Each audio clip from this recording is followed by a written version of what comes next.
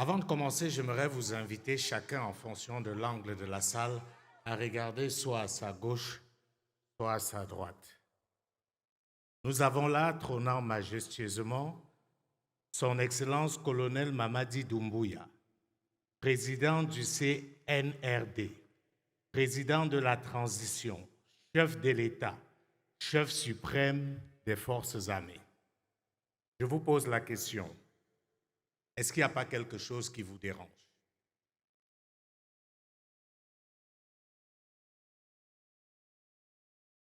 J'attends une réponse. Est-ce que ça ne fait pas beaucoup pour un seul homme? Je dis ça, mais bon, j'espère que je vais pouvoir reprendre mon avion demain. Mais moi, sincèrement, il y a quelque chose qui me dérange. Mais ce qu'il faut relever, c'est que ce n'est pas de sa faute. On nous a mis dans ce moule. Le président est omnipotent, omniscient. Il est président de tout. Dans ces conditions, quel modèle pouvons-nous avoir qui soit efficace? C'est la question centrale à laquelle nous allons vous inviter à répondre cet après-midi. L'heure est au coup d'État, c'est la mode. Les militaires sont devenus des véritables stars. Quelque chose qui, il y a encore quelques années, pouvait sembler anormal est devenu normal. Au Mali, au Niger, au Burkina Faso et ici en Guinée, les populations sont descendues dans les rues pour célébrer des coups d'État. Et je dois vous dire que moi, tous ces coups d'État m'ont fait plaisir. J'étais content.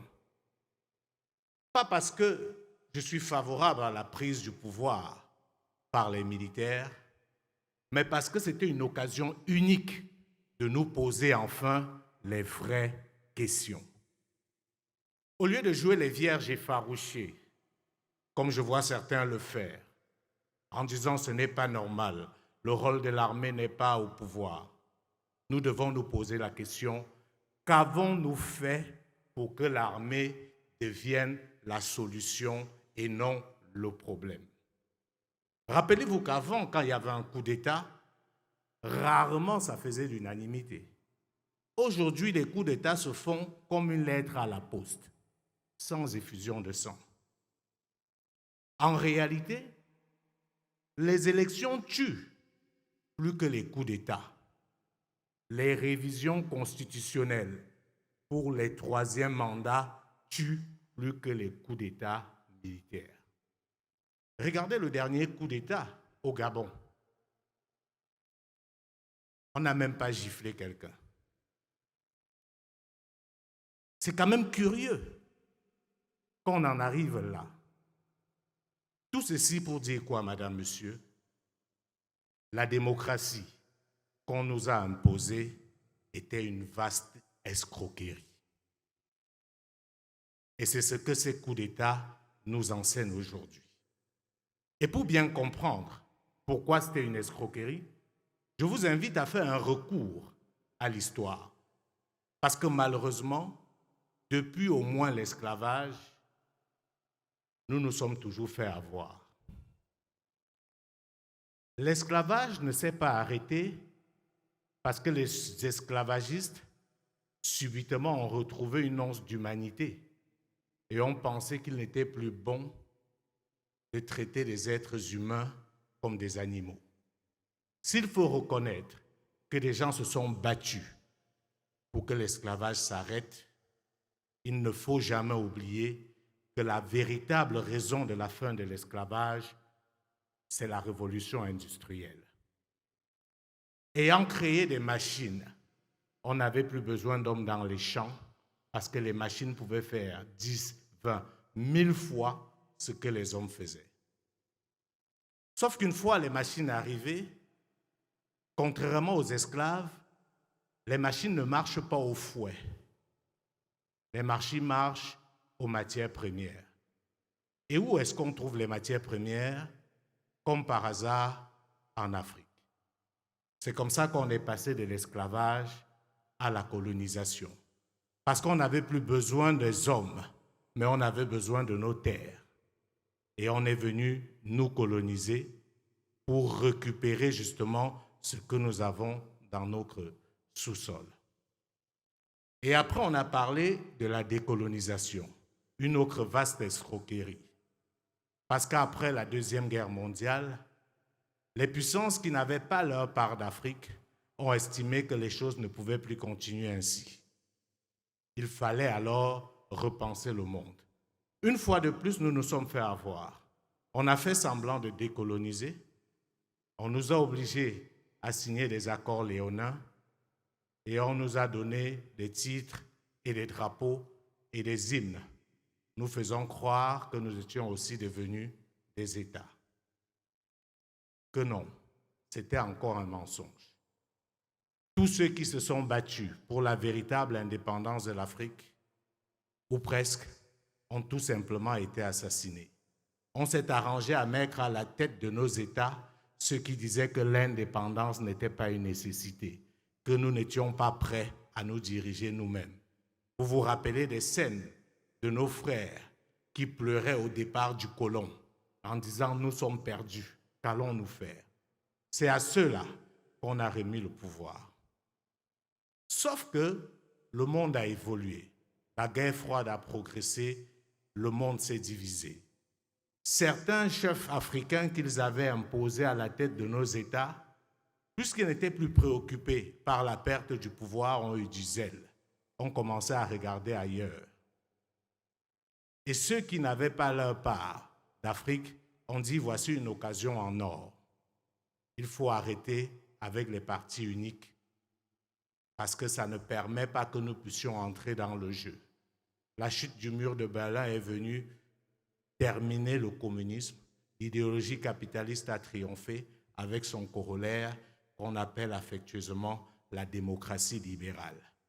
Et comme Alain le disait tout à l'heure, François Mitterrand a réuni les dirigeants africains à La Baule pour dire les choses ont changé. Parce que des chefs d'État comme les Mobutu Sese Seko au Zaïre, Ahidjo au Cameroun, ou Houphouët-Boigny en Côte d'Ivoire n'étaient plus aussi malléables qu'on l'aurait souhaité. Ils étaient devenus tellement forts et puissants qu'ils pouvaient avoir l'outrecuidance qu'avait eu Mobutu de penser qu'il pouvait lancer une fusée à partir du Zaïre. Cela a inquiété. Et on s'est dit, comment on casse tout ça? Comment on fragilise tout ça? Et on est arrivé à ce nouveau modèle qu'on appelle aujourd'hui pompeusement la démocratie. Ce qui s'est passé, c'est que cette démocratie coïncidait avec les aspirations de ces dirigeants qui étaient prêts à tout pour ne pas perdre le pouvoir. Raison pour laquelle ils ont adopté ce modèle qui leur permettait de plaire davantage à la communauté internationale qu'à leurs propres concitoyens. Conséquence logique, 30 ans après, nous sommes dans un véritable jeu de dupes. Nous organisons chaque 5 ou 7 ans des élections. On sait très bien que très souvent, celui qui est proclamé vainqueur n'a pas gagné, mais on s'en accommode. Je viens d'un pays qui s'appelle le Cameroun, où en 2018, on a organisé une élection présidentielle. Devant le monde entier, tout le monde a été unanime que le principal vainqueur de l'élection, c'était la fraude. PV non signé, des militants de l'opposition tabassés, embastillés. Les autorités ont même poussé le bouchon jusqu'à faire venir des faux observateurs internationaux, qui étaient des clochards qu'on a ramassés ça et là pour venir crédibiliser une élection. Malgré cela, le président a quand même été réélu selon le Conseil constitutionnel du Cameroun. Avec ce tableau-là, Madame, Monsieur, comment pouvons-nous être surpris que les militaires deviennent des stars dans la plupart de nos pays? L'autre conséquence de ce modèle de démocratie occidentale africanisée, c'est que cela a créé des dirigeants totalement illégitimes. On peut dire sans risque de nous tromper que la plupart de ceux qui dirigent des États en Afrique francophone ne sont pas le fruit de l'expression de la volonté du peuple. C'est un modèle totalement inadapté. Parce que le système politique est censé faire progresser la société. De vous à moi, 33 ans après, montrez-moi un seul pays en Afrique francophone dont on peut lier le progrès au système politique. On a tous le sentiment que nos pays ont régressé. Et on peut le dire également pour ce pays dans lequel on est, à savoir la Guinée. Ce matin à l'université, quelqu'un nous rappelait ce que c'était l'école en Guinée à l'époque de Sékou Touré.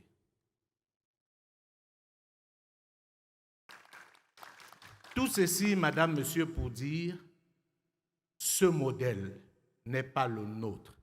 Nous n'allons plus passer le temps à nous définir par rapport aux aspirations des autres. Il n'existe pas un modèle de gestion de la cité universel. Pourquoi l'Afrique va être le seul continent à qui on va imposer un modèle? Même en Europe ou en Occident, la démocratie ne se fait pas de la même manière. La démocratie britannique n'est pas la même que la démocratie française. La démocratie allemande n'est pas la même que la démocratie belge. On vous dira, certains pays ne sont pas démocratiques. Et alors?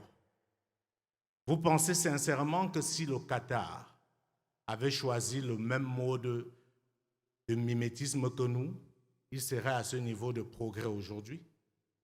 Vous croyez sincèrement que la Chine serait la première puissance commerciale du monde aujourd'hui si elle avait accepté de se faire imposer son modèle de gouvernance?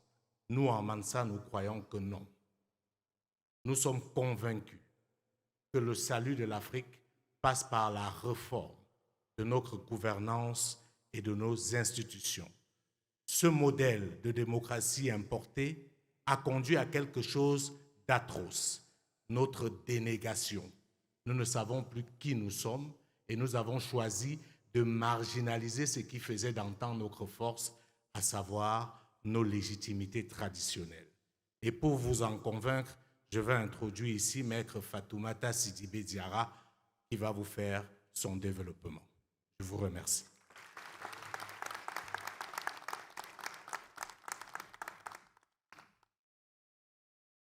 Merci Jules. Bonjour à toutes et à tous. Effectivement, nous avons le choix. Nous avons le choix de nous assumer, nous avons le choix de continuer à nous consumer, à nous laisser mourir à petit feu. Laisser mourir à petit feu ce qui fait notre identité.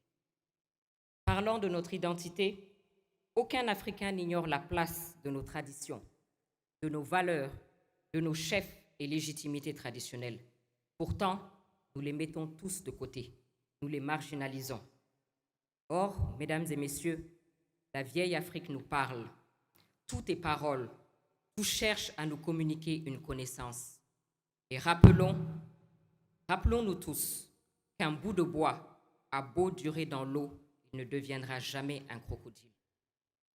Revenons à ce qui constitue une part essentielle de notre être, nos chefferies et nos légitimités traditionnelles.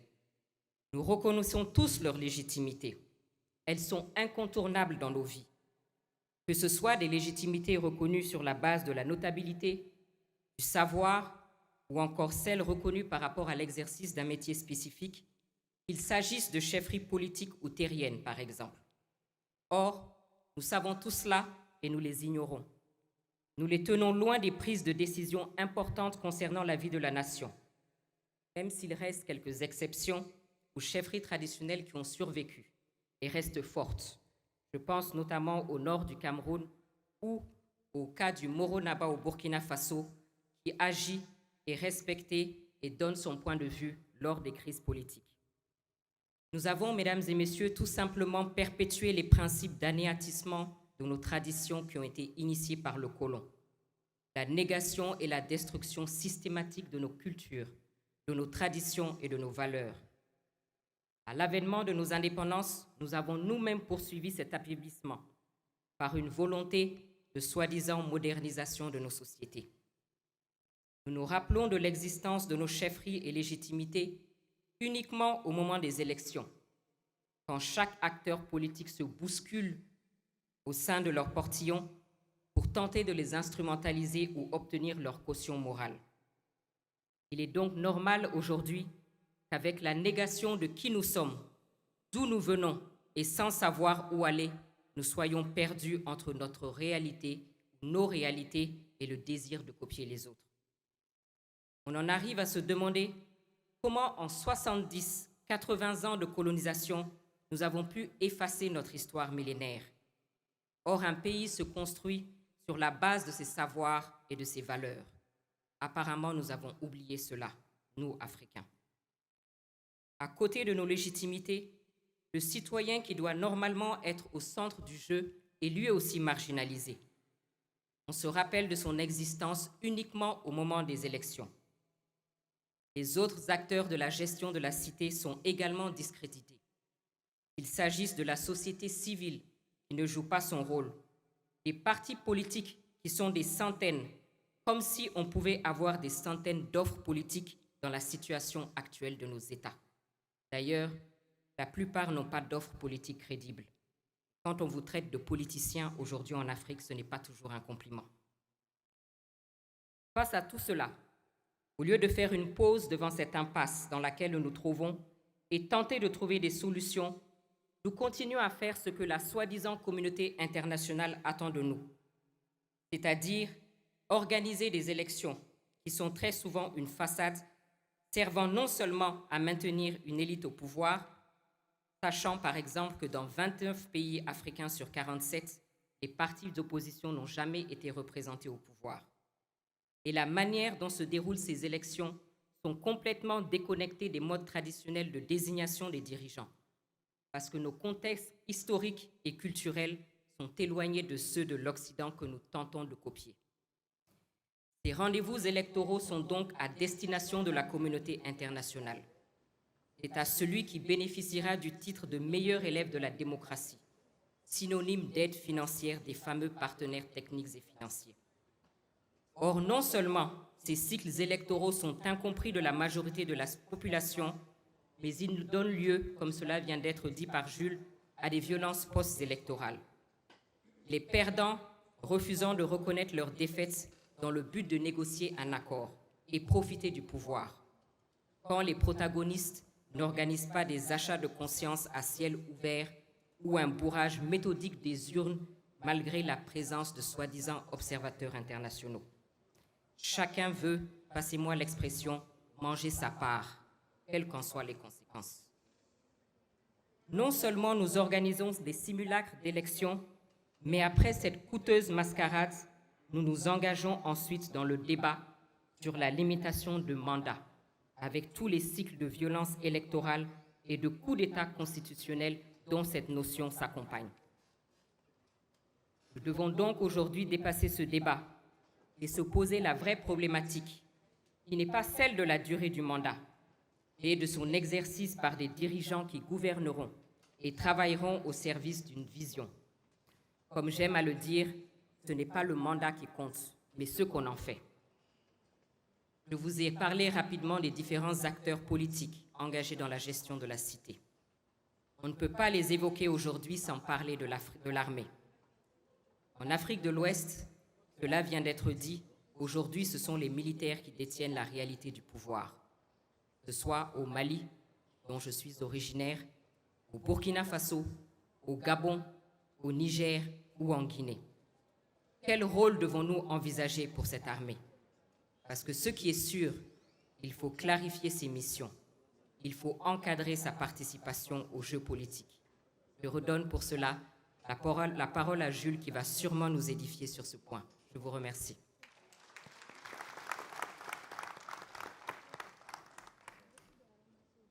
Vous aurez bien compris que mes collègues de Mansa cherchent des problèmes. Pourquoi c'est toujours moi qui vais parler des choses compliquées? Plus sérieusement, l'armée, parlons-en. Je ne vois pas beaucoup d'hommes en tenue dans la salle, mais je suis convaincu qu'ils sont nombreux en civil, étant donné que nous sommes là en plein cœur d'un pouvoir militaire. Que doit faire l'armée? Quel est son rôle, en fin de compte? J'aimerais vous dire, chers hommes en tenue, et j'ose croire que nous sommes entre nous, on ne peut pas vous laisser le pouvoir. Ce n'est pas la place de l'armée. Ce n'est pas la place de l'armée. Le pouvoir exceptionnel n'est pertinent que parce qu'il a un temps. L'exception ne peut pas devenir la règle. L'armée doit intervenir de manière exceptionnelle. La raison est simple, et je suis sûr que même les militaires seront d'accord avec moi. Pourquoi on ne peut pas vous laisser le pouvoir absolu? Parce que vous détenez la puissance de feu. Et que si vous décidez de vriller, personne ne peut vous arrêter. Ce n'est que pour ça. Ce n'est pas parce que vous êtes moins intelligent, non. Au contraire, les leaders les plus fiers, les leaders qui ont rendu l'Afrique fière, c'était des militaires. Jerry Rawlings, du Ghana. Thomas Isidore Sankara, du Burkina Faso. C'était des militaires. C'est pour dire qu'en réalité, comme je l'ai dit tantôt, les militaires ne sont pas le problème. Ils peuvent faire partie de la solution. Mais seulement, si le pouvoir n'arrête pas le pouvoir, nous sommes foutus.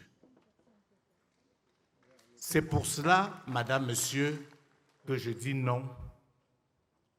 La place de l'armée ne peut pas être au pouvoir suprême. Cela dit, quelle place va-t-on lui donner? Va-t-on la donner à l'armée, en fin de compte? Le problème que nous avons aujourd'hui, c'est que nous avons totalement traversé notre armée. L'armée n'est plus ce qu'elle devait être. Nous disons tous, nous voulons d'une armée républicaine. Mais savons-nous seulement ce que c'est qu'une armée républicaine? Nous avons réussi à nous convaincre et à faire croire aux gens qu'une armée républicaine, c'est une armée au service d'un tyran, d'un dirigeant. Quand il a fallu tuer les Guinéens ici pour le 3e mandat, on a fait appel à l'armée. Ce n'est pas au rôle de l'armée. Une armée ne tire pas sur sa population.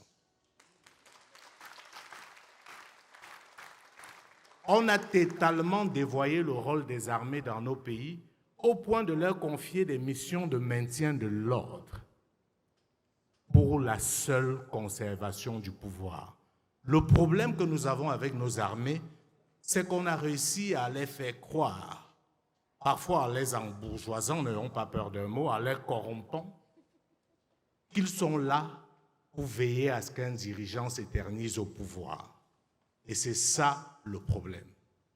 C'est pour cela qu'il faudrait, madame, monsieur, messieurs les militaires, qu'on vous donne votre vrai rôle, qui, à mon sens, est celui du dernier rempart.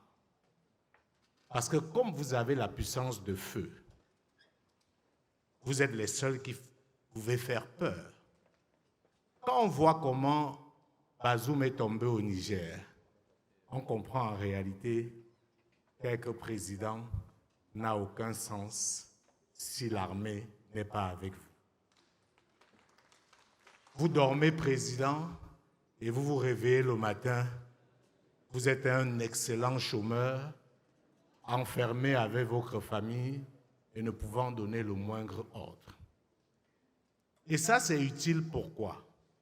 Parce que si un dirigeant veut dérailler, comme cela semble avoir été le cas dans plusieurs pays, l'armée peut faire ce qu'elle a fait. Mais imaginons un seul instant que Bazoum était un militaire. Dans quelle situation serait le Niger aujourd'hui? C'est pour cela, une fois de plus, madame, monsieur, que nous ne pouvons pas faire de l'exception la règle. Il faut que le pouvoir puisse arrêter le pouvoir. Cela ne veut pas dire qu'il faut renvoyer tous les militaires dans les casernes. Cela veut dire qu'il faut penser l'armée désormais comme un pouvoir autonome. Il ne faut plus que le chef de l'État, Monsieur le Premier ministre, soit le chef suprême des armées. Ce n'est pas possible. C'est lui donner trop de pouvoir. Il ne faut plus que le président ou le chef de l'État ou celui qu'on proposera soit celui qui nomme aux postes civils et militaires. Dans la plupart des pays, il est chef d'État, chef suprême des forces armées, chef de la magistrature suprême, chef du ciel et de la terre, de la mer, des océans, tout ce que vous voulez. Dans ces conditions, comment voulez-vous que les gens ne perdent pas la tête? Il est fondamental que nous l'intégrions. Celui qui nomme commande. Si vous soumettez les gens au pouvoir de nomination d'un seul homme, ils se sentent éternellement redevables et pensent qu'ils servent l'homme et non la République. C'est autant de choses, Madame, Monsieur, que nous avons voulu évoquer avec vous ce soir. J'insiste encore là-dessus. L'armée doit être le dernier rempart. L'armée doit être aux côtés du peuple. Parce que quand le peuple n'a plus d'option, quand les institutions ne peuvent plus faire le travail de régulation, il ne restera alors plus que l'armée. Mais si cette armée est corrompue, si cette armée est au service d'un individu, alors le peuple est foutu. Ce métier est tellement noble et digne qu'on ne peut plus continuer à le galvauder, comme c'est le cas dans la plupart de nos États. Ce qui se passe aujourd'hui au Mali, au Burkina Faso, au Niger, ici en Guinée, je préfère ne pas parler du Gabon parce que c'est un cas assez atypique, j'ai encore du mal à comprendre ce qui s'y passe, est davantage une opportunité. Il faudrait que ces militaires-là se battent pour être des Jerry Rawlings, des Thomas Sankara. Ce n'est qu'en cela qu'ils donneront un sens à ce qu'ils ont fait pour libérer leur pays. Mais s'ils échouent à cette mission-là, je pense que leur responsabilité face à l'histoire sera indescriptible. Ils ont, de manière volontaire ou pas, suscité de l'espoir, créé du rêve. Ils n'ont pas le droit de décevoir.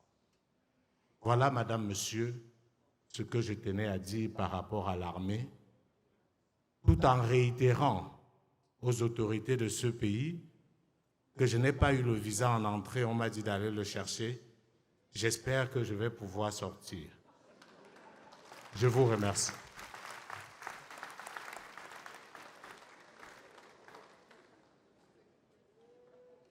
Ayant dit tout ceci, Madame, Monsieur, vous allez certainement vous poser une question qui tombe sous le sens. Qu'est-ce qu'on fait? Qu'est-ce que vous proposez? C'est bien beau tout ce que vous avez dit, ces constats. Je suis sûr que certains parmi vous, sinon la grande majorité, vous partagez ce point de vue, ce constat. Mais, comme l'a dit Alain, le rejet ne peut pas constituer un projet. Qu'est-ce que vous proposez à Mansa?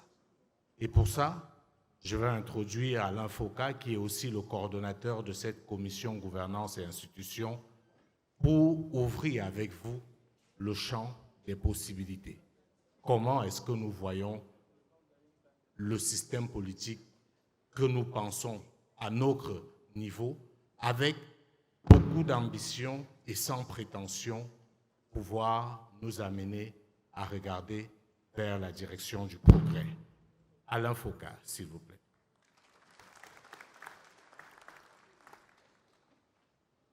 Je dois rassurer Jules, que nous sommes ici, ce n'est pas un hasard.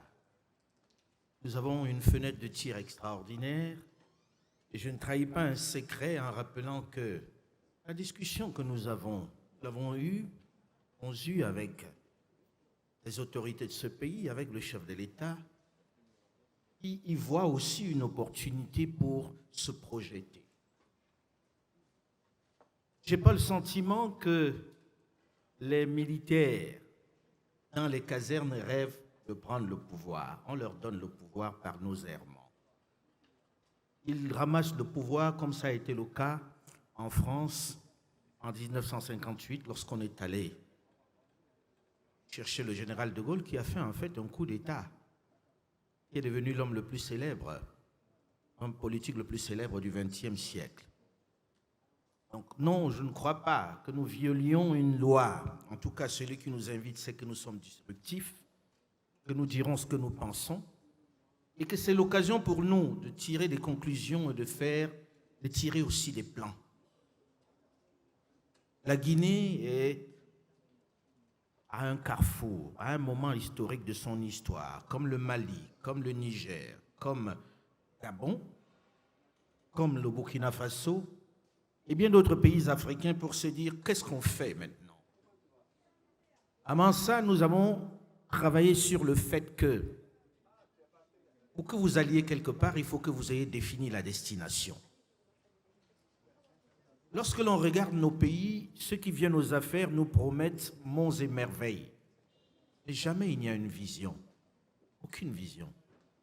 Je regarde dans la salle, malgré la lumière, je vois quelques personnes qui arrivent de Chine, d'Inde et de quelques autres pays. Eux, ils ont défini leur vision. Quelle que soit votre force, quelle que soit votre obédience, vous respectez la vision qui a été arrêtée. Ils ont décidé un jour de devenir la première puissance économique au monde, de devenir l'usine du monde. Quel que soit le dirigeant chinois qui arrive aux affaires, il respecte cet objectif. Cet objectif est cardinal. Il doit respecter la vision qui a été arrêtée. La vision à Singapour a été à peu près la même. Aujourd'hui, en Inde, ils ont décidé qu'ils vont être les premiers codeurs au monde, à un moment où le digital est la clé. Ils sont en train de devenir les premiers codeurs au monde. C'est quoi notre vision? L'heure est venue, ensemble, au-delà des couleurs politiques, au-delà des mouvements de pensée, de définir ce que nous voulons être. C'est quoi notre vision? Si vous vous levez le matin de chez vous et vous sortez, vous ne savez pas où vous allez, vous n'y arriverez jamais. Ce n'est pas possible. On va où? Que voulons-nous être? À part dire que nous sommes des démocraties, c'est quoi notre projet? Nous n'en avons pas. Ayons le courage de nous regarder dans les yeux en disant nous n'en avons pas. Nous sommes ministres, nous sommes chefs d'entreprise, nous sommes enseignants à l'université, mais en fait, c'est pour nous, pour notre famille, pour notre ego. Mais c'est quoi l'objectif? C'est quoi la vision? Ce débat, je l'ai eu avec quelques chefs, croyez-moi. Ils étaient un peu embarrassés. Je l'ai eu avec des gens de l'Union africaine. Ils étaient embarrassés. Est-ce que pour pouvoir faire un bon voyage, on ne doit pas définir où on va d'abord? Est-ce qu'on ne doit pas décider ce que nous voulons être pour que nous puissions adapter notre stratégie à ce projet? L'heure en Afrique est à la vision. Et cela dépasse largement les batailles et les joutes politiques. C'est là-dessus que nous devons nous entendre. C'est peut-être pour cela que nous sommes dans ces errements infinis, interminables. En Chine, ils savent où ils vont. Pourtant, ils n'ont qu'un seul parti, le Parti communiste. La bataille se passe à l'intérieur du parti. Mais on respecte la vision. Ils sont devenus la première puissance économique au monde. Les États-Unis peuvent bavarder, les Européens peuvent bavarder, etc. Quand la Chine ferme la porte, tout le monde est mal. C'est le cœur du monde. On les insulte à longueur de journée, mais tout le monde tourne et va les voir. Et ils sont aussi chez nous. Dans leur projet, nous étions aussi un endroit où il fallait aller chercher de la matière première. C'était dans une vision. quel que soit celui qui prend la tête de l'État chinois, il respecte cela. Mesdames et messieurs, chers compatriotes, chers frères du continent, ceci doit être notre priorité. Qui voulons-nous être? Où voulons-nous aller? Que voulons-nous devenir? Le jour où nous aurons répondu à cette question, nous deviendrons la première puissance au monde. Définissons notre vision. C'est la clé. C'est la clé. Et puis vient le mode de gouvernance. Je ne vais pas revenir sur tout ce que chacun sait, sur les modèles que nous avons adoptés et qui montrent leurs limites chaque jour. On ne dit pas que la démocratie soit mauvaise, elle marche chez les autres, mais c'est le fruit de leur histoire. C'est le fruit de leur histoire, de leur civilisation. Peut-être qu'il faut qu'on pense à notre modèle à nous. Nous l'avons travaillé au sein de Mensa pour vous faire une proposition. Cette proposition, si elle paraît violente, pardonnez-nous. Nous sommes dans une réflexion profonde que vous allez enrichir, vous allez améliorer, vous allez nous chasser, nous battre. Mais nous voulons qu'on discute d'idées, pour une fois, qui soient les nôtres, pas celles des autres. Alors nous avons regardé comment fonctionne l'exécutif. Jules, avec sa manière connue, disait sous forme de boutade qu'on ne peut pas être aussi puissant et ne pas perdre la tête. Il n'y a que Dieu pour ne pas perdre la tête quand on a autant de puissance. Mais l'humain que nous sommes est imparfait. Il perd la tête quand il a tous les pouvoirs. Le président omnipotent, omniscient, on n'en veut plus.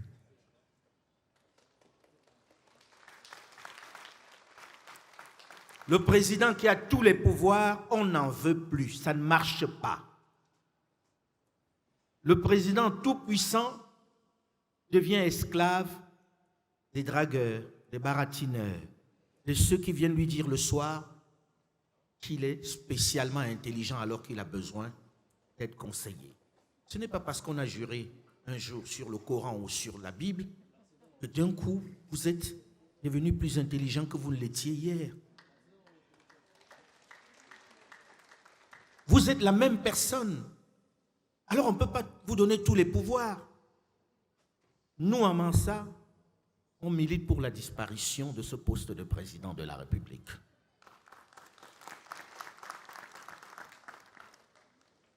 Et alors, que devient le poste principal? Qui tient le poste principal? Nous voulons un homme fort, très fort. Parce que des institutions fortes ne se construisent qu'avec des hommes forts. Je n'ai pas encore vu un homme faible construire des institutions fortes. Et même nos chefs à qui on donne autant de pouvoir ne sont pas suffisamment forts pour faire des changements. Il suffit de voir lorsqu'ils bougent un peu, lorsqu'ils clignent d'un œil et que Paris, Londres ou Washington les rappellent à l'ordre pour voir à quelle vitesse ils reviennent à la case départ. Celui qu'on l'on veut, c'est un chef fort. Mais un chef qui gouverne, pas qui règne. Nous avons des présidents qui règnent. Ils sont puissants, surpuissants, et qui ne rendent compte à personne. Qui ne sont responsables devant aucune institution. Une fois qu'ils sont élus pour 5 ans, ils feront les 5 ans. Et ils renouvelleront. Personne ne peut les renverser. Non. Ça n'est pas sérieux. Vous êtes d'accord avec moi? Ça n'est pas sérieux. Un chef doit gouverner. Tous les matins, il doit aller devant le peuple. Il doit répondre de ses actes devant le peuple. Il doit aller au Parlement. Expliquer ce qu'il fait. Il doit rendre des comptes. Il doit rendre des comptes de façon à ce que chacun puisse juger le travail qu'il a fait. Il doit rendre des comptes, il doit respecter la vision qui a été préalablement définie. Il doit être au service de la vision, pas à son propre service. Et le peuple doit le juger. Le peuple doit pouvoir le destituer.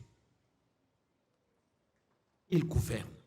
Ayons des chefs qui gouvernent, s'il vous plaît. Nous avons vu des présidents qui arrivent, ils ont gagné les élections. Et on nomme un Premier ministre. Le président décide de ce qu'il a envie de faire. Quand ça ne marche pas, c'est la faute du Premier ministre.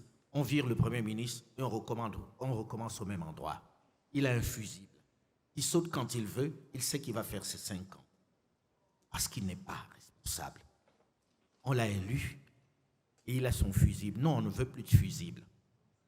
Le chef de l'exécutif, on trouvera son nom. On peut l'appeler Premier ministre, mais nous, on n'a pas envie de ces noms qui ont fait leur histoire, qui ont montré leurs limites. Le chef de l'exécutif doit être le chef du parti majoritaire qui a gagné les élections. Le chef de l'exécutif qui doit aller au Parlement, qui doit répondre de ses actes, qui doit gouverner avec des pouvoirs importants, doit être celui-là qui est le chef du parti majoritaire à l'Assemblée nationale. Il doit répondre de ses actes. Il ne peut pas gagner les élections et choisir un fusible qui va être en train de gouverner et qu'il remplacera dès que le peuple se sera mis en colère. Non. Il tombe avec son gouvernement. On doit pouvoir le destituer quand il a commis quelque chose qui ne marche pas. Fini les chefs non responsables. La responsabilité doit être ce qui le rend efficace, ce qui le rend travailleur. S'il n'est pas responsable, pourquoi vous voulez qu'il s'ennuie? Pourquoi vous voulez qu'il prenne des décisions? Pourquoi vous voulez qu'il soit sous pression? Ce chef-là, on n'en veut pas. Et à côté de lui, nous ne voulons plus des ministres qui sont des copains. Ah oui, je prends un copain, il devient ministre. Ministre, je ne sais pas moi, de la fonction publique, ministre de l'agriculture, etc.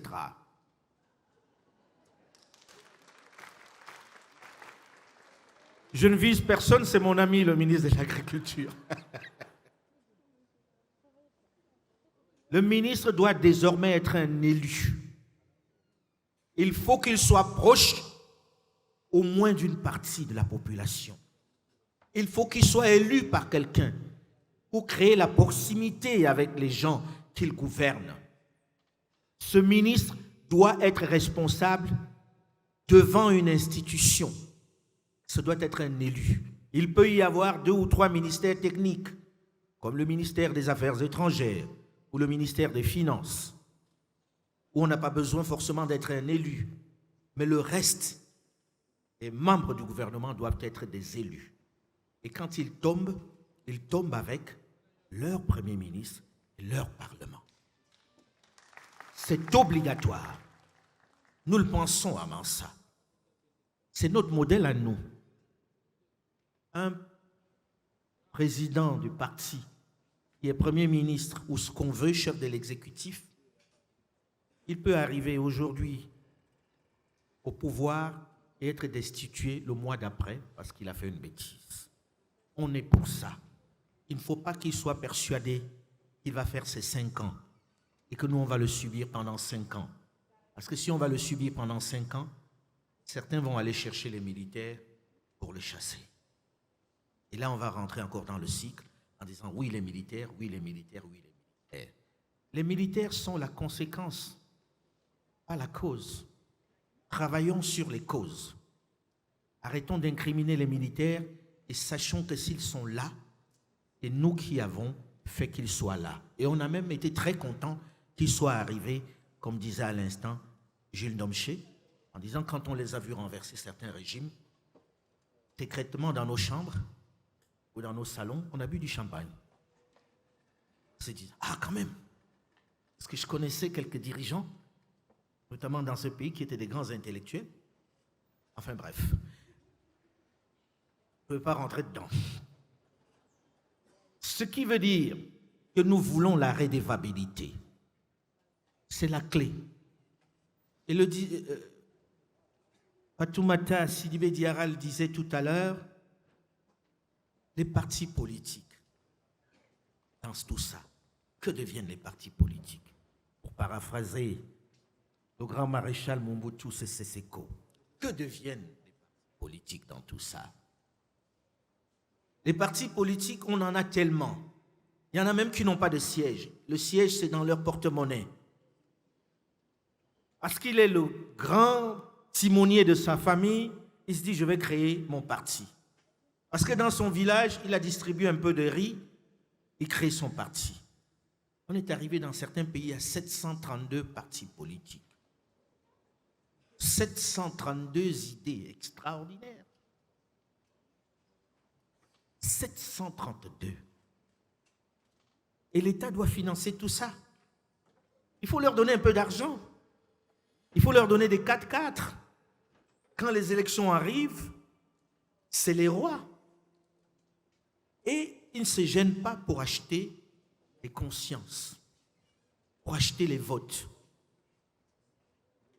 Je pense qu'il faut arrêter cette mascarade, cette vaste comédie dans laquelle nous sommes entrés.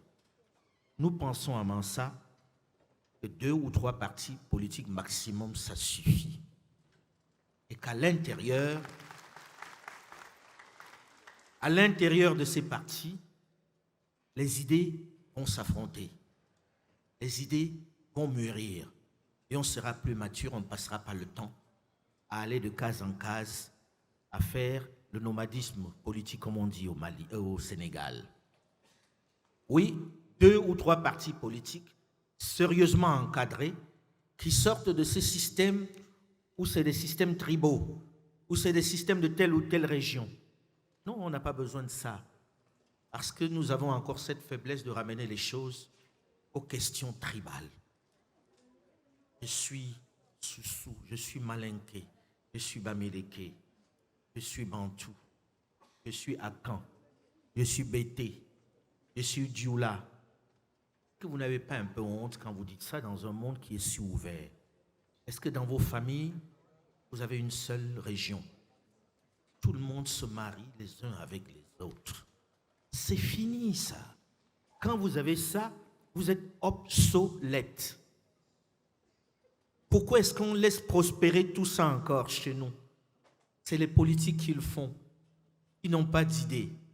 Et puisqu'ils n'ont pas d'idée, il faut qu'ils se cachent derrière leur origine, qu'ils ne connaissent souvent pas. Vous avez des gens qui sont nés à Conakry, qui n'ont jamais mis les pieds dans la Haute-Guinée, mais puisque leurs parents sont venus de la Haute-Guinée, ils vont se faire élire sur le fait simplement qu'ils sont de la Haute-Guinée. Escroquerie. Aujourd'hui, le monde a changé. Et le monde qu'on veut donner à nos enfants doit être débarrassé de ces considérations qui sont d'une autre époque. On ne dit pas de renier votre identité. Mais ces identités doivent être utilisées dans le bon sens, pas dans le sens de diviser. Je suis du Cameroun, Bamileke du Cameroun. Ma femme est un mélange que je ne peux pas vous dire de la région d'Afrique de l'Ouest. Il y a tellement de mélanges dans elle que quand je regarde mes enfants, je dis, et si je dois me battre pour les Bamileke, est-ce que je ne suis pas incohérent? Parce que ces enfants, ils ne sont pas vraiment Bamileke. Mais pourtant, quand je parle, on voit un Bamileke. C'est la même chose ici. J'ai un ami ici parmi nous, qui est guinéo, rwando, je ne sais plus trop combien, et qui est sénégalais au passage. Dans quel camp on le classe? Un chèque. S'il vous plaît, ceux de ma génération et mes aînés, arrêtons d'intoxiquer notre jeunesse et laissons-leur la place pour construire leur monde. Essayons un autre mode de gouvernance. Oui, un chef de l'exécutif fort qui puisse installer des institutions fortes. Nous sommes en guerre et il faut un chef fort pour installer des institutions fortes. Un chef responsable. Un chef qui répond de ses actes. Un chef destituable. Destituable comment? Destituable par l'Assemblée, mais destituable aussi par les populations. J'ai envie de laisser ce volet-là de la destitution, du contre-pouvoir à Maître Fatoumata Sidibé Diarra qui a travaillé dessus parce que le contre-pouvoir est la clé. Il faut pouvoir arrêter quelqu'un quand il dérape. À l'heure où nous sommes, nous ne pouvons arrêter personne s'il dérape. J'ai une affection que je ne masque pas pour le chef de l'État ici, parce qu'il nous permet de venir ici débattre sans nous avoir demandé de quoi on va parler, puisqu'il m'a dit, à titre perso, qu'il faut changer les règles, il faut changer les paradigmes. J'ai la faiblesse de le croire, c'est pour ça que j'ai amené un curieux bonhomme comme Jules Domché ici pour parler comme il a parlé, parce qu'on le pense tous, que ça fait beaucoup. Et je pense qu'il le pense aussi. Mais les circonstances veulent que ça soit comme ça. Maintenant qu'on veut changer, maintenant qu'on a une fenêtre de changement, une fenêtre de tir pour changer, peut-être qu'il faut qu'on se regarde dans les yeux et qu'on se le dise.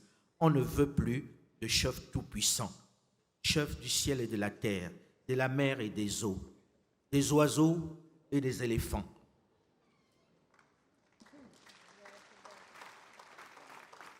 On veut un chef qui, s'il a déconné, pour utiliser un terme jeune, à la fin de la journée, il puisse rentrer chez lui en étant déchargé des fonctions de nous gouverner. Et pour cela, il faut des contre-pouvoirs. Fatoumata Sidibé Diarra, que je vous demande d'accueillir, s'il vous plaît.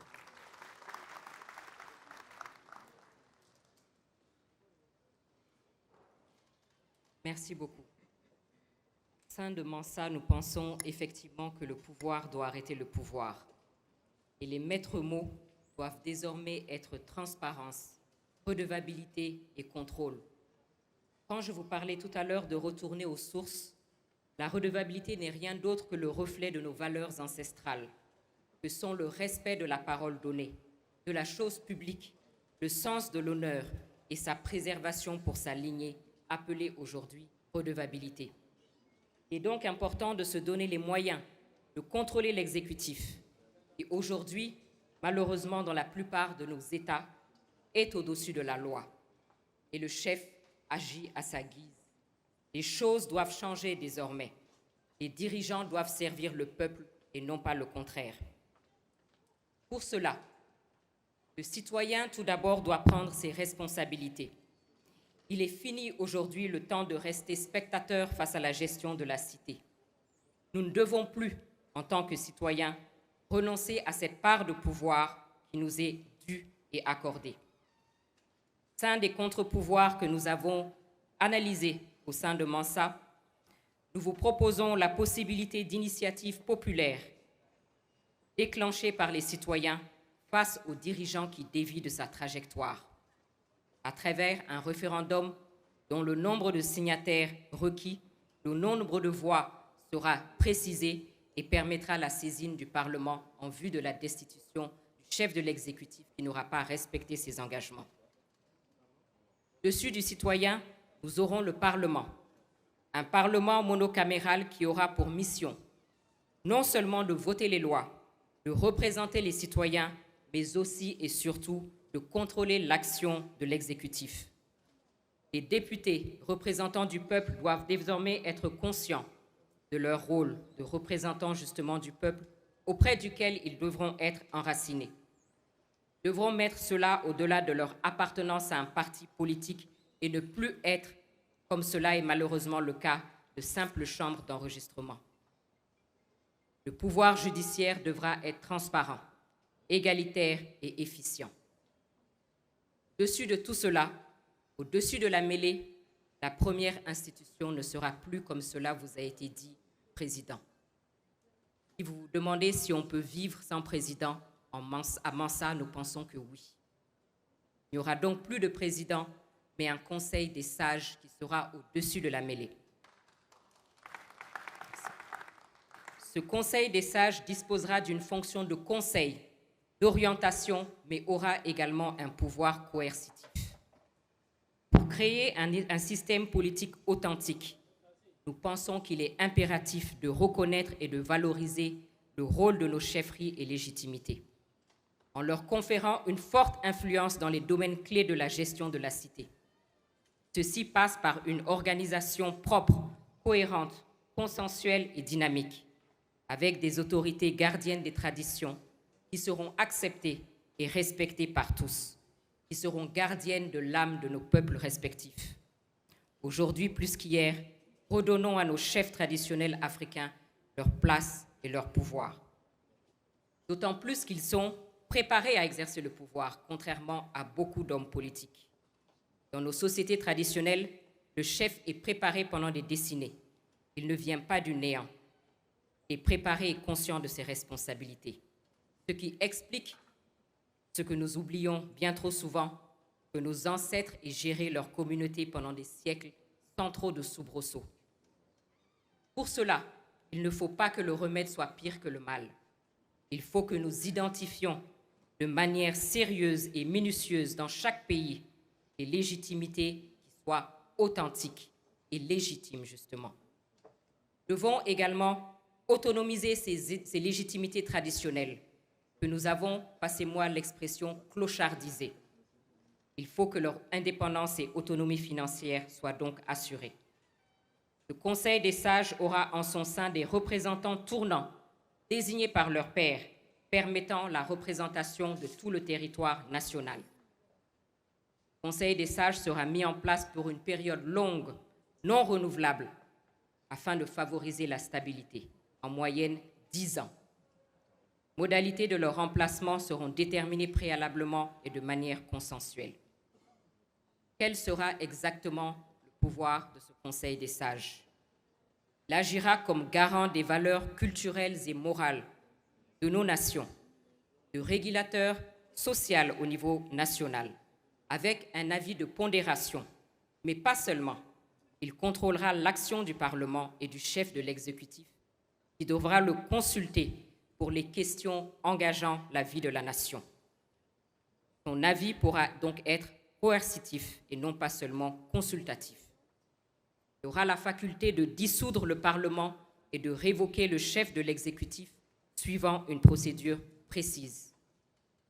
Nous estimons en effet qu'en combinant notre histoire, la sagesse ancestrale, la perspective contemporaine, ce Conseil pourra renforcer la cohésion nationale et faciliter la prise de décision équilibrée. À côté de ce Conseil, nous proposons une institution originale, une institution de suivi et de vérification, la Cour de redevabilité. Dans tout système politique, la transparence et la responsabilité sont les piliers fondamentaux pour maintenir la confiance entre le peuple et le gouvernement. L'instauration de cette institution va jouer un rôle décisif pour une gouvernance transparente et plus performante.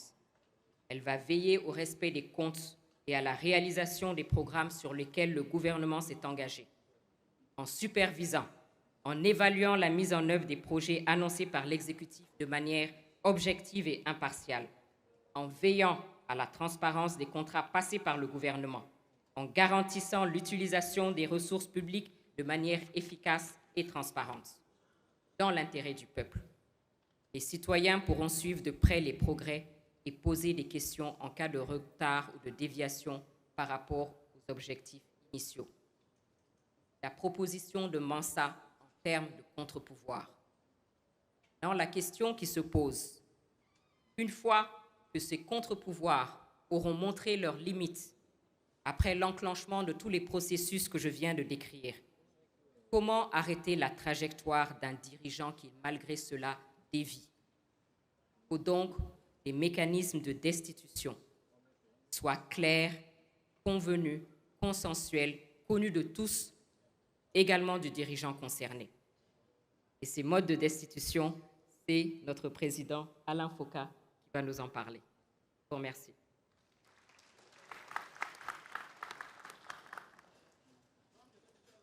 Vous aurez compris que les nouveaux présidents seront les chefs traditionnels. Hein? Donc, ces chefs traditionnels que nous avons clochardisés, qui sont les gardiens de nos traditions, qui sont les gardiens de notre identité, doivent être réhabilités.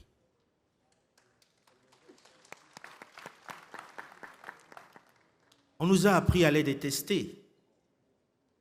On nous a appris à faire que, comme dans mon pays, certains les arrêtent pour les mettre en prison, emprisonnant ainsi la pensée, la culture, la civilisation, l'identité de nos pays. Il est important que nous mettions ceux qui gardent nos traditions à la tête, qu'il veille à ce que les règles, les valeurs soient respectées. C'est important. Avant de parler de la destitution, je voudrais dire que j'ai oublié quelque chose tout à l'heure par rapport à l'exécutif. On nous a appris que 3 mandats, c'est trop. Qu'il ne faut pas faire plus de 3 mandats et que c'est la cause de toutes nos déstabilisations. J'ai envie d'être grossier en disant bullshit. 3 mandats, c'est trop? Pour qui? Pourquoi? Qui a décidé de ça? Je me souviens, lorsqu'il y avait la guerre, la Seconde Guerre mondiale, en 1939-45, il y a un président américain qui a fait 3 mandats et demi, et s'il n'était pas mort, il aurait fait ses 4 mandats. Non?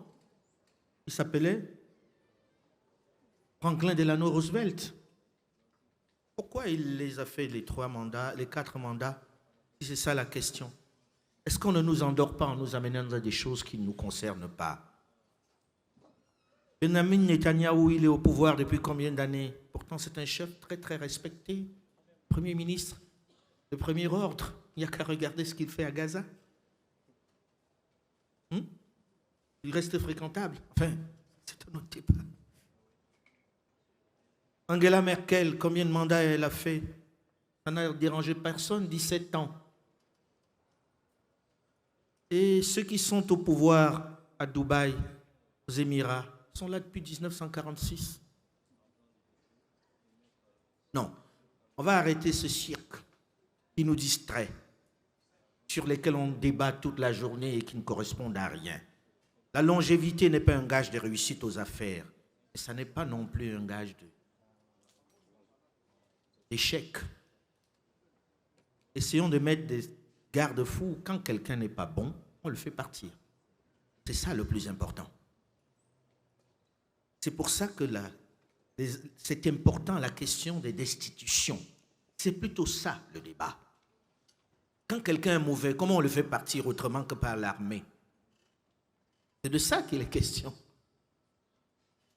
À côté, ceux qui nous donnent la leçon, qui sont les meilleurs élèves de Paris, pas loin d'ici, ils sont à leur 3e mandat. Là, ils sont pour la démocratie, mais ils sont à un 3e mandat. Ils sont démocrates. Donc ce n'est pas ça la question. Je pense que nous devons nous battre pour avoir des modes de destitution qui soient simples, qui soient efficaces, qui soient presque automatiques. Quand un chef a déraillé, ayons le courage à l'Assemblée de le faire partir. L'Assemblée doit être le lieu où on commence déjà à destituer. Ça se fait ailleurs, on n'aura rien inventé, on n'est pas spécialement originaux quand on dit ça. Et il existe d'autres méthodes. On peut faire partir simplement en faisant un vote populaire. Ailleurs, ça se fait aussi. Donner le pouvoir au peuple de dire celui-là, carton rouge, par un vote, en ayant un nombre, des mécanismes qui permettent au peuple de dire celui-là, on n'en veut plus. Si on a atteint ce chiffre, il doit partir. Puisque l'Assemblée ne veut pas prendre ses responsabilités, parce que peut-être qu'elle est compromise, il faut aussi donner ce pouvoir au peuple. C'est important qu'il retrouve ce pouvoir. Ça existe. On n'a pas été originaux là-dessus non plus. Je pense que vous connaissez le modèle suisse. Mais nous, on ne veut pas l'importer. On veut regarder en fonction de nous. Parce que la destitution, ça existe dans nos traditions. Ça existe depuis toujours. Même les chefs traditionnels. Je viens d'une région du Cameroun, chez les Bamileke, où le chef, quand il n'est pas bon, il a 9 sages, il décide de quand il tombe. Si la majorité est prise, il tombe. Sauf que là-bas, c'est plus fort. Le chef ne voit pas son successeur. Donc on doit le tuer. On ne va pas arriver là, hein, rassurez-vous. Mais je vous raconte juste comment ça se passe dans cette région du Cameroun. Ça veut dire que le coup d'État était codifié. il est codifié. C'est-à-dire, on dit, ok, puisque le chef ne voit pas son successeur, certains par gentillesse l'envoyaient en exil. Mais dans la règle, il est éliminé. Vous vous rendez la responsabilité que cela représente? Et chaque 7 ans, ce chef vient mettre ses attributs dans la cour devant les notables, qui décident s'il peut ou non continuer de gouverner. J'ai un chef dans la région de Bamenjou, le roi Sokoudjou, qui est là depuis 70 ans pourtant. Pourtant, il respecte régulièrement le fait qu'il doit remettre son fauteuil, ses attributs dans la cour, et il est reconduit à chaque fois. Ça fait 70 ans. Et c'est un bon chef. Donc nous devons travailler à trouver les mécanismes de destitution. Je ne dis pas qu'on les a tous, mais commençons, comme je l'ai demandé au début de notre conversation, à réfléchir aux mécanismes. Parce que nous avons le cerveau et qu'on doit pouvoir s'en servir. On ne doit pas juste être des éponges, on doit pouvoir copier ce qui se passe ailleurs. Mais aussi copier ce qui se passe dans nos traditions. Nous sommes le plus vieux peuple au monde. Ça veut dire qu'on a une tradition qui est riche. Faisons l'effort de puiser dedans. Ne faisons plus des chefs indétrônables. Faisons des chefs qu'on peut destituer, mais donnons-leur suffisamment de pouvoir pour qu'ils puissent travailler. C'est ça qui est essentiel. Arrêtons les débats sur les 50 mandats, 2 mandats. Il peut faire 10 ans, 20 ans, on s'en fiche complètement à partir du moment où il est bon. Et s'il n'est pas bon, on le renverse. Point à la ligne. Mettons les mécanismes pour faire partir les mauvais chefs. Ne passons pas notre temps à brider la part de démocratie qu'il y a en disant bon, il a déjà fait 2 mandats, et ça va. Et quand il a été très bon, on fait quoi? On se passe de cette compétence? Juste pour respecter les règles? Je pense que ce n'est pas très raisonnable. Je ne sais pas. La balle est dans votre camp pour réfléchir sur la question. Mais pensons autrement que comme on nous a dit de penser. Pensons qu'il existe un autre mode de pensée, qu'il n'y en a pas un seul. Et que nous sommes capables d'en générer un, à condition de vouloir le faire. Nous avons la capacité de le faire. C'est le moment. Arrêtons avec les présidents grands timoniers, les présidents fondateurs, chefs de ceci, Dieu sur terre, demi-dieu. Non, ça n'existe pas. On vous ment, monsieur le président. Vous n'êtes pas plus intelligent que vous étiez en arrivant au palais. Et ce n'est pas la vérité. Et vous devez partir quand vous n'êtes pas bon. Et on doit vous faire partir, on doit pouvoir vous faire partir parce que c'est dans votre intérêt. Sinon, les militaires vont sortir des casernes.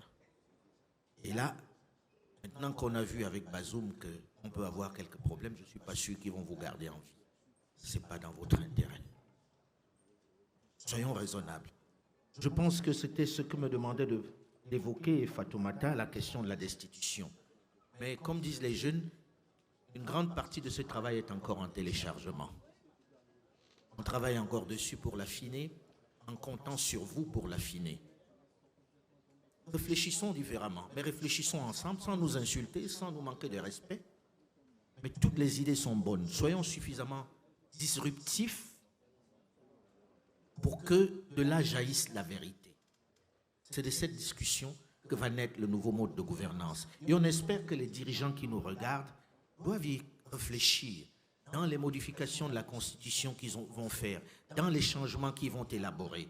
Se poser la question de savoir, doit-on continuer d'aller aux élections dans les mêmes conditions ou doit-on remettre les choses à plat pour avoir des choses qui soient raisonnables, qui correspondent à nous? Consulter ces chefs-là, ces sages-là, pour voir dans nos traditions s'il n'y a pas des choses qu'on devrait prendre qui nous inspirent. Merci.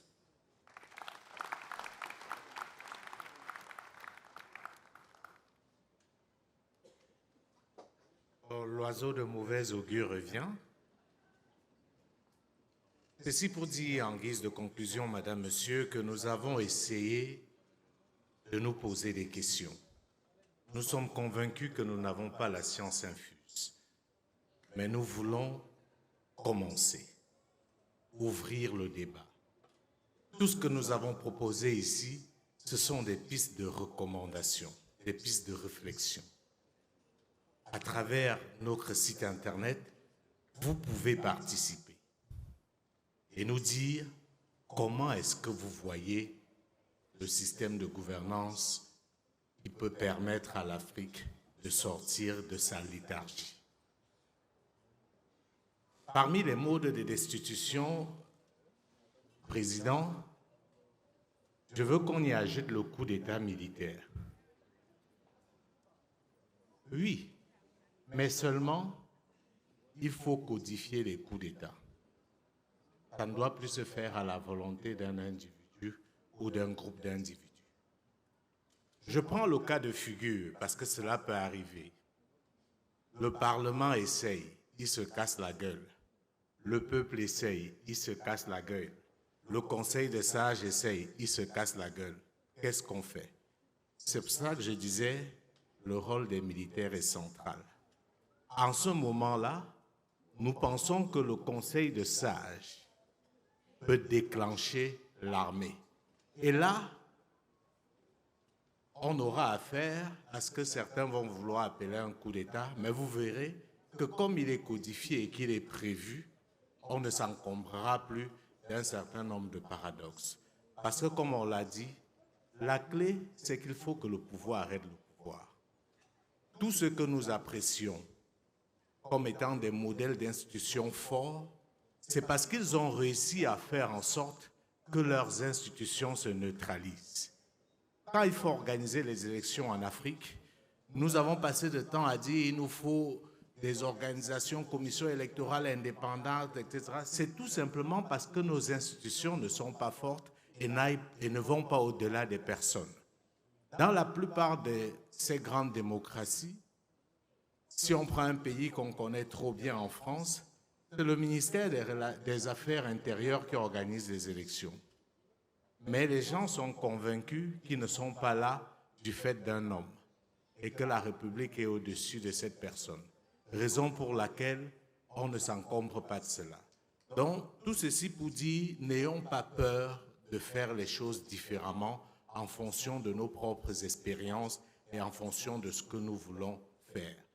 Je pense que sur ce, nous allons nous arrêter là pour ce thème de la gouvernance et des institutions. Nous avons essayé de faire le tour d'un certain nombre de questions. J'imagine les réactions en ligne et dans certains palais aujourd'hui. Et j'imagine aussi l'état d'esprit dans lequel peut se trouver certains dirigeants qui sont aujourd'hui dans une situation de transition. C'est pour ça que venir ici en Guinée était important. Parce que comme je disais tout à l'heure, dans un moment d'exception, on a la possibilité de rebâtir différemment. Si on refait la même chose et qu'après Doumbouya, on fait un simulacre d'élection, je peux faire le pari avec vous. La Guinée, c'est quand même un pays qui a une réputation d'être des spécialistes dans le coup d'État. On se retrouvera ici très prochainement avec un autre militaire à la tête de l'État. On ne peut pas faire la même chose chaque fois et espérer un résultat différent. Je pense que c'est une occasion unique pour ce pays, comme pour le Mali, comme pour le Burkina Faso, comme pour le Niger et pour les autres, de se poser les bonnes questions. Comment on sort de cette transition et qu'on promette aux Guinéens d'avoir un système qui leur permette une fois pour toutes de sortir de la précarité et de sortir de l'instabilité. Il faut prendre du temps pour le faire, mais pas trop de temps.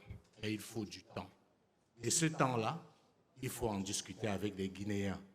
Ce n'est pas la France, ce n'est pas la CEDEAO, ce n'est pas les États-Unis qui doivent déterminer le temps dont on a besoin pour se reconstruire. Nos pays ont suffisamment souffert de cette façon de faire, parce que pendant trop longtemps, on nous a obligés à aller à des élections en nous faisant croire que les élections réglaient un problème, alors qu'en réalité, les élections sont source de problèmes. Et je vais sortir par là. On se rappelle tous de la Côte d'Ivoire. Quand il y a eu l'accord de Ouagadougou qui obligeait à aller aux élections, tout le monde s'est levé pour dire que c'est un accord historique. Sauf qu'après les élections, on sait ce qui en a suivi. On ne peut plus continuer à faire les choses de cette manière. Il faut que les Africains puissent se parler sérieusement et surtout être transparents. Je pense que c'est la clé. Et si on arrive à faire cela, je pense qu'on construira un modèle digne qui permettra à nos pays de mieux exploiter nos ressources. La Guinée a la bauxite, on le sait. C'est l'un des plus grands producteurs au monde. Mais quand vous regardez le niveau de misère, vous vous dites qu'il y a un problème. C'est pour ça que nous sommes convaincus qu'il y a une corrélation entre la gouvernance et la gestion des mines. C'est ainsi une transition pour introduire le deuxième panel qui va vous parler, madame, monsieur, des ressources naturelles. Je vous remercie.